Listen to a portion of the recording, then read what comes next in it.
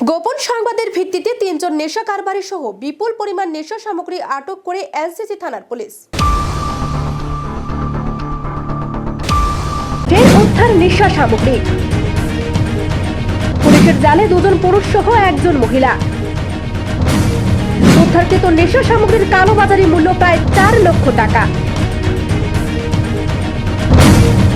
দিন দিন রাজ্যে বেরিয়ে চলেছে নেশার সাম্রাজ্য। যুব সমাজকে ধ্বংসের পথে নিয়ে যাচ্ছে এই নেশা। যারা যায় গোপন খবরের ভিত্তিতে আগরতলা কুমারীটিলাতে শ্যামলীবাজার রিংকুয়া এলাকা থেকে প্রচুর পরিমাণ নেশা, নগদ টাকা ও 3টি মোবাইল সামগ্রী সহ দুজন পুরুষ ও একজন মহিলাকে আটক করে এনসিসি থানার পুলিশ, যার বাজার মূল্য আনুমানিক 4 লক্ষ টাকা হবে বলে জানান এনসিসি থানার ওসি সুশান্ত দেব। খবর আসে যে শ্যামলীবাজার রিংকুয়া কুমারীটিলা এলাকাতে ওই অবৈধ সমাজদ্রোহীরা মতলব ড্রাগস ডিলাররা নাকি এটা হিউজ অ্যামাউন্ট কোয়ান্টিটি অফ ড্রাগসের একটা ড্রাগস ডিলিং করবে। তো সেই অনুযায়ী আমরা আমাদের ওসি অভয়নগর সহ আমাদের থানার অন্যান্য অফিসার সবাই মিলে আমরা এখানে উৎপত্তি বসে থাকি।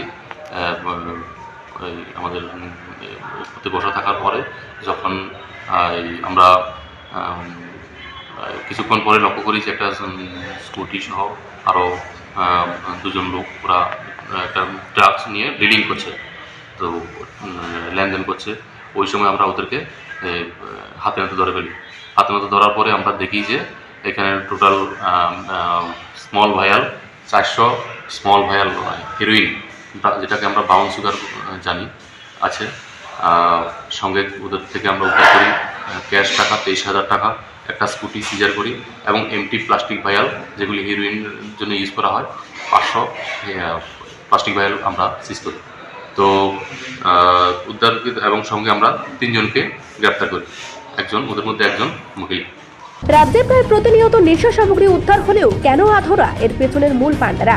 এরকম চলতে থাকলে আদৌ কি নেশামুক্ত রাজ্য গড়ে উঠবে? এমনটাই প্রশ্ন বুদ্ধিজীবীদের। নিজস্ব প্রতিনিধির রিপোর্ট, এশিয়ান টাইমস।